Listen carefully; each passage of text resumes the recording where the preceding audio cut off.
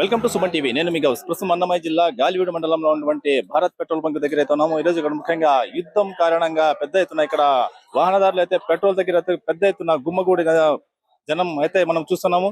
అలాగే 11, 12 అయినా కూడా ఇక్కడ పెద్ద ఎత్తున ఇక్కడ వాహనదారులు అయితే వెయిట్ చేస్తున్నారు. రేపటి నుంచి 200 దాటే అవకాశం ఉందని చెప్పి ఇక్కడ ఉన్నటువంటి వాహనదారులు వాపోతున్నారు. ఒకసారి పెట్రోల్ బంకు యజమానితో ఒకసారి మాట్లాడే ప్రయత్నం అయితే చేద్దాం. చెప్పండి సార్, ఈ రోజు పెద్ద ఎత్తున 11, 12 అయినా కూడా పెద్ద ఎత్తున ఇక్కడ వాహనాలు అయితే గుమ్మగూడి జనం అయితే చూస్తున్నాము.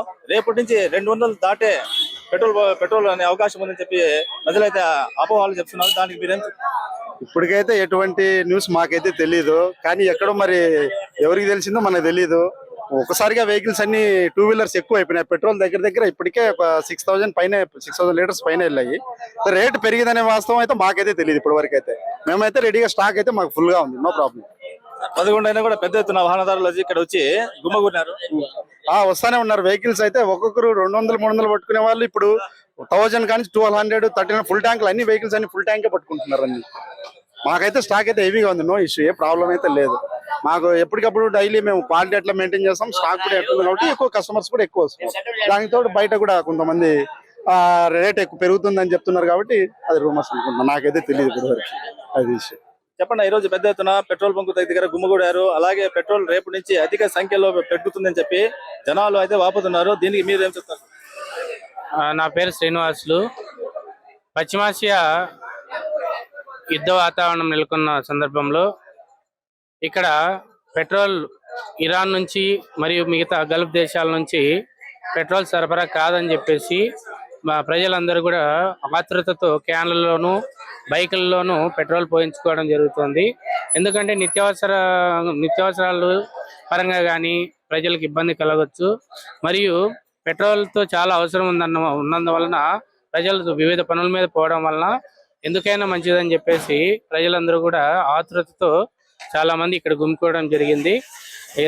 ప్రజలందరూ ముందు చూపుతో ఇట్లా పట్టుకోవడం అనేది కొద్దిగా ఇబ్బందికరమే.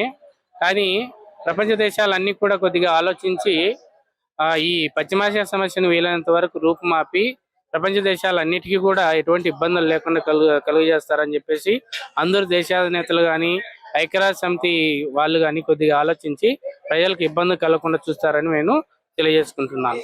నిత్యావసర సరుకులు కూడా ఎక్కువ పెరుగుతాయని చెప్పి ఇది కూడా చెప్తున్నారు. ఇప్పుడు రవాణా పరంగా ఇప్పుడు నిత్యావసర సరుకులు ఎక్కడెక్కడి నుంచో ఎక్కడైతే అవి ఉత్పత్తి అవుతాయో అక్కడి నుంచి వివిధ ప్రాంతాలకు సరఫరా కావాలి. అవి ఎలా సరఫరా కావాలంటే ట్రక్కుల ద్వారాను వీటి ద్వారాను సరఫరా కావాలి. అక్కడ ట్రక్కులకి ఏమవుతుందంటే డీజిల్, పెట్రోల్ ఇవన్నీ కూడా ఇంధనాలు అనేవి అవసరం. గల్ఫ్ దేశాల నుంచి ఈ ఇంధనం అనేది ఎక్కువ సరఫరా కావడం వలన ఇదంతా కూడా నిత్యావసర సరుకుల పైన ప్రభావం చూపుతుంది. ప్రజలందరూ కూడా ఇబ్బందులు పడి ఎక్కువ రేటు కొనుక్కోవాల్సిన అవసరం ఉంటుంది. అందుకోసం ఎప్పుడైతే మనకు రవాణా సౌకర్యం అనేది ఇబ్బంది లేకుండా ఉంటుందో అప్పుడు ప్రజల పైన కూడా ఈ ఎక్కువ భారం అనేది పడిపోతుంది అన్నమాట. కాబట్టి ఇది కొద్దిగా చూడాలని చెప్పేసి నేను తెలుపుకుంటున్నాను.